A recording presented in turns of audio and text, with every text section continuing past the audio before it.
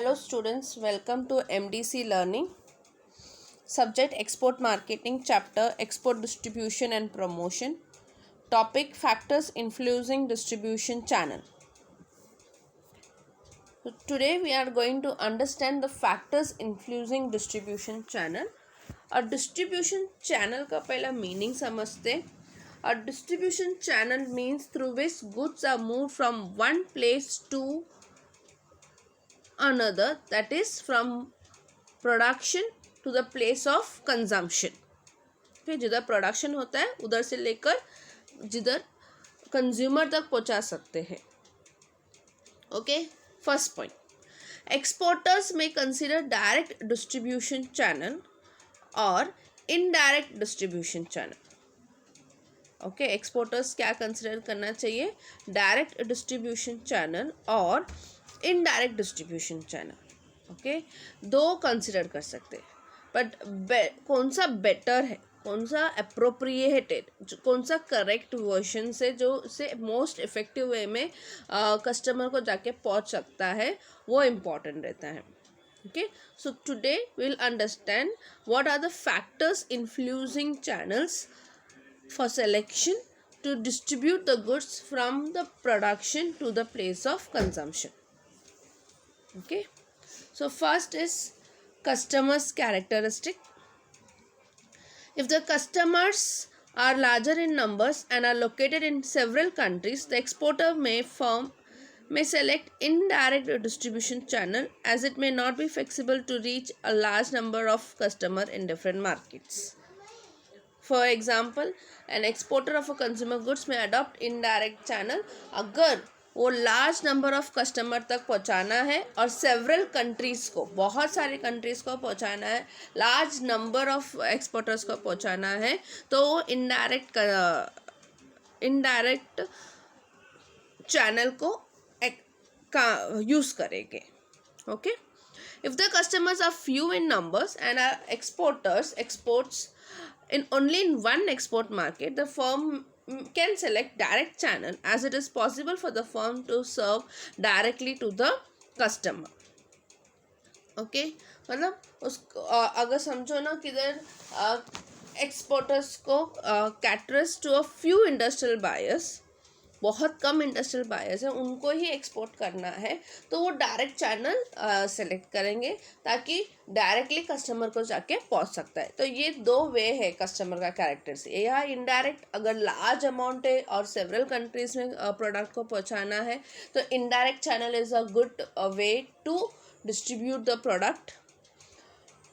कम लोग, कम एक्सपोर्टर्स, कम इंडस्ट्रियल बायर्स है, कम वे ऑफ एक्सपोर्टिंग प्रोडक्ट्स है, तो एक डायरेक्ट चैनल एक्सेप्ट कर सकते हैं, बिकॉज वो कैरेक्टरिस्टिक्स उनको सेलेक्ट कर सकते हैं.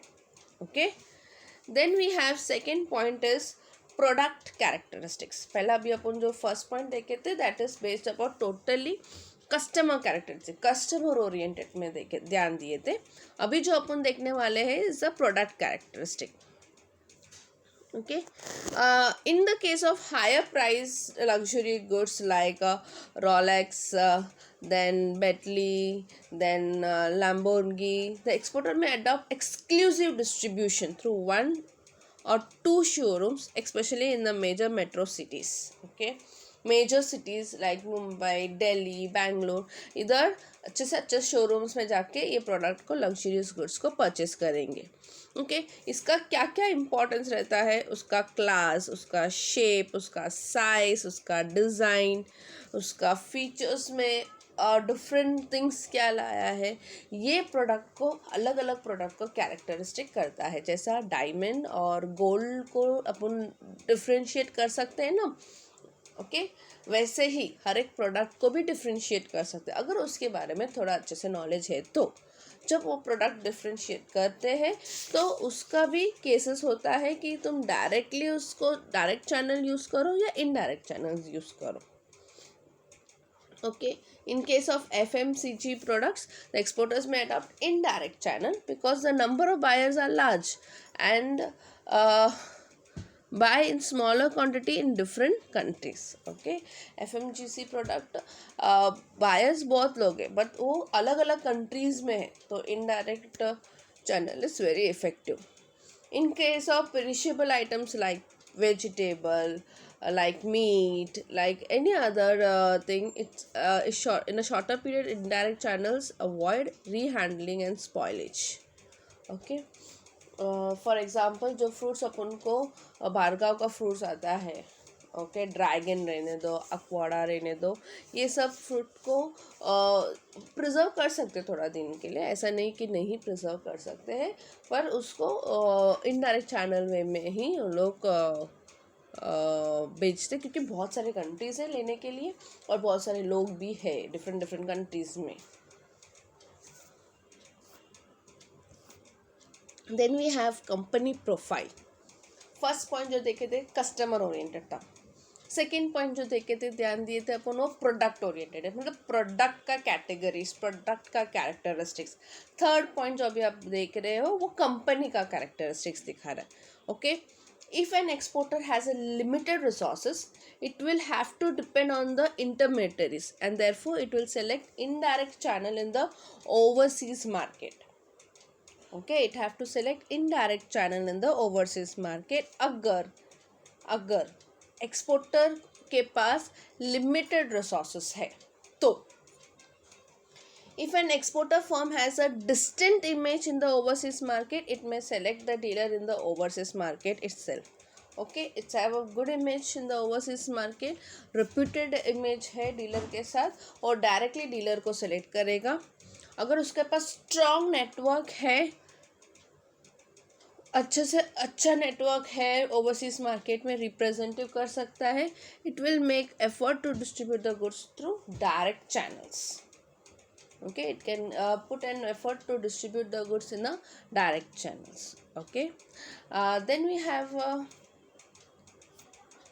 area coverage. ओके, अभी पहला तो अपन पढ़े कस्टमर के बारे में, कस्टमर्स को कैसा पहुंचाना चाहिए, फिर अपन ध्यान दिए थे प्रोडक्ट के बारे में, फिर उसके बाद अपन ध्यान दिए थे कंपनी के बारे में. अभी अपन कौन सा एरिया में कवर करें, whether it is an higher level area, whether it is an lower level area, whether it is an middle level area, whether it is an overseas market में, एक ओवरसीज मार्केट में, दो तीन overseas market में है. Okay, whether if the exporters firm is several overseas market, it's in a larger basis, it is in a smaller scale. However, area कितना area इन्होंने coverage किया है वो इम्पोर्टेंट है. एक एरिया मतलब ओनली लंदन या अमेरिका या लंदन अमेरिका साथ में कवरेज किया है, कैसा है, कैसा प्रोडक्ट को उधर तक भेजना है, दैट इज़ मोर इम्पॉर्टेंट. अगर हाई लेवल एरिया है तो इतना ध्यान रखना चाहिए कि वो प्रोडक्ट उधर तक पहुंचने तक किस तरीके का फॉर्मेलिटीज़ फॉलो कर रहा है और एरिया कैसा वो कवर कर रहा है. Okay, too large in the buyer, it may select indirect channel. It's better to select indirect channel अगर उसके पास बहुत buyers है in a different market, in different overseas market. Okay, in different countries, it's better to select indirect channels so that हर एक लोगों को उसका product पहुंचेगा. उससे नहीं होगा डायरेक्टली सबको भेजने के लिए, वो इनडायरेक्टली मिडलमैन रख के किसको रख के भेजेगा तो वो अपने आप वो प्रोडक्ट बायर तक पहुंचा जाएगा. Then we have economic condition. Considering economic condition is a very important aspect, factors while influencing distribution channel में, because economic conditions कभी भी वेरिएशन होने का चांसेस है. कभी रिसेशन हो जाएगा, कभी कुछ और प्रॉब्लम हो जाएगा.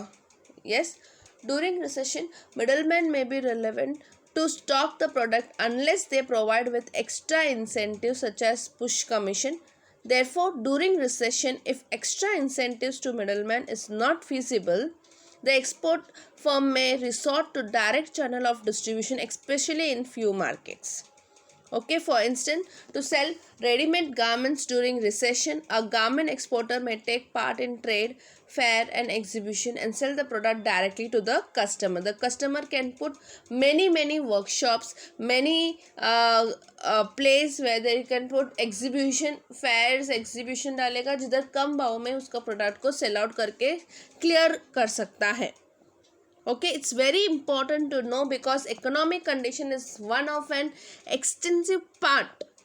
अगर रिसेशन हो गया है, उसको सेल आउट नहीं कर पा रहा है, then it's become very difficult for him to overcome all the products and to sell in the market. It's better वो इतना दिमाग चलाए कि उसका रिसेशन पीरियड है तो वो ये काम करे कि वो गार्मेंट्स को फेयर एंड एग्जीबिशन डाल के उसको सेल आउट कर दे, या एक्स्ट्रा इंसेंटिव्स दो. जो सेलर्स है उसको एक्स्ट्रा इंसेंटिव्स दो, तुम इतना सेल करके देंगे तो इतना इंसेंटिव्स मिलेगा. या मिडल मैन है उसको कमीशन ज़्यादा दो ताकि उसको इंसेंटिव्स मिलेगा. इकोनॉमिक कंडीशन के हिसाब से काम करना बहुत इंपॉर्टेंट है. इकोनॉमिक कंडीशन सिर्फ कंपनी का नहीं बल्कि कंपनी के साथ साथ डीलर्स है, कंपनी के साथ साथ कस्टमर्स है, सबको इकोनॉमिक का कंडीशन के ऊपर ध्यान देना पड़ता है. क्योंकि अगर इकोनॉमिक कंडीशन गुड है then you can sell your product as much you want in that country.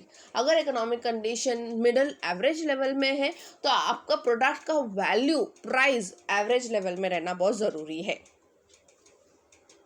Then we have technological factor, which is a very most important factors which influence all the channels to select it.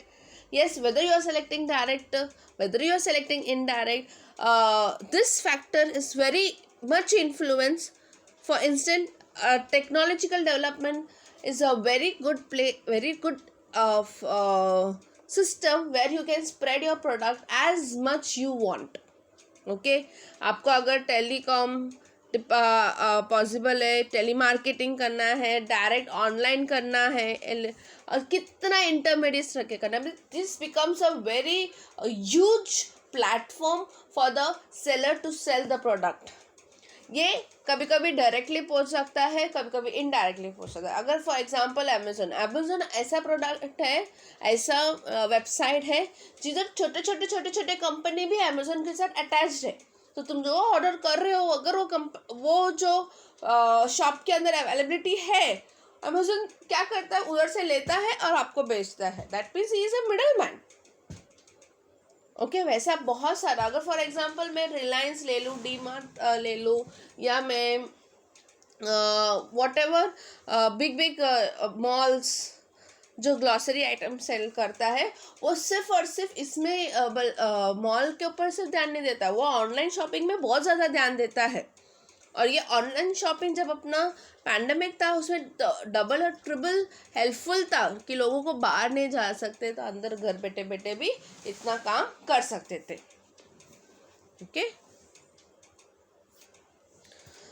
size of the order may influence the choice of the channel selection. Normally when a company receives larger size order and to from few customers, large size order है but बहुत कम customer है, उसको directly भेजा देंगे ना product, उसको क्यों middle man रख के भेजेंगे. Yes, however if the firm gets small size order from the large number of customer, it will adopt indirect channel. अगर उसके पास स्मॉल साइज प्रोडक्ट है पर लार्ज अमाउंट ऑफ कस्टमर्स है, बहुत सारे कस्टमर्स है, तो वो इनडायरेक्ट चैनल ही अपनाएगा ना. Yes, he that company will not go to the direct channel place. So there are many channel objective which have different influences, different choices, which maintain close contact, which can maintain long contact, and ultimate customers are there. जो भी है अपना goods customer तक पहुंचना चाहिए, customers को new goods उनका level तक मिलना चाहिए. That is the most important thing and needed thing in this factors of influencing.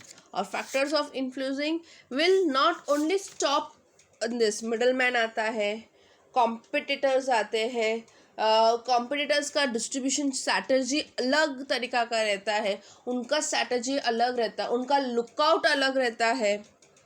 Okay, almost all industrial goods have heavy machine equipments firm अगर रहता है तो वो लोग ज़्यादा से ज़्यादा डायरेक्ट चैनल यूज़ करने के लिए देखते हैं. यस, हैवी मटेरियल्स है, हैवी लोडेड प्रोडक्ट्स को एक जगह से दूसरा जगह भेजना है. Okay, so this kind of factors are been influence while distributing the channels. Thank you.